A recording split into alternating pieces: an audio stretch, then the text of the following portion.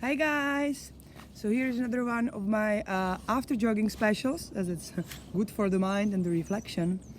And today I'd like to invite you to be afraid, or rather to feel the fears that you might be having, because the situation nowadays is really specific, and there are many occasions to trigger our fears. There is the ultimate fear of death.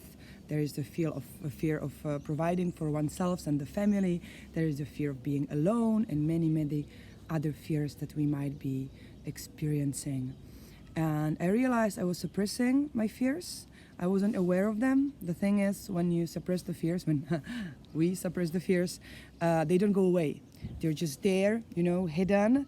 And then when we don't pay attention, they're like, woo, pop, pop, pop, pop, pop, like popcorn, and then it's sort of difficult to behave in a way that we would like to behave, and it's more likely that we react.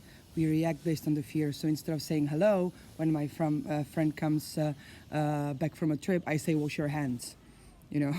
So that's not the reaction I would like to have, but that's the reaction that I have had.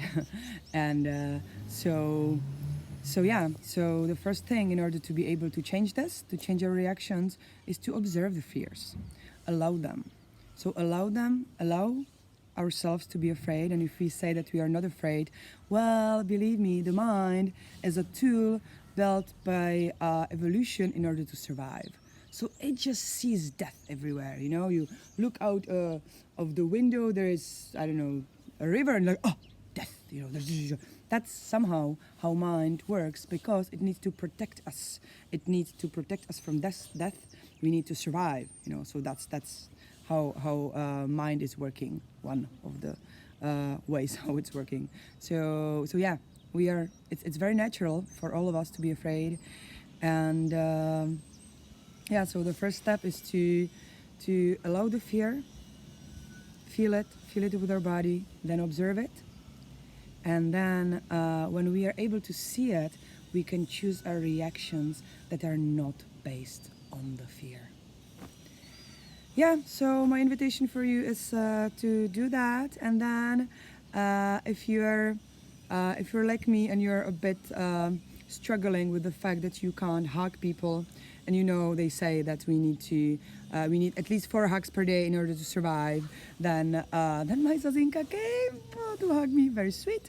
And if you do not have any animals to hug or people around you to hug, you can always hug yourself. So my invitation for you is to do 1, 2, 3, and 4. And you can also invite your little ones around you.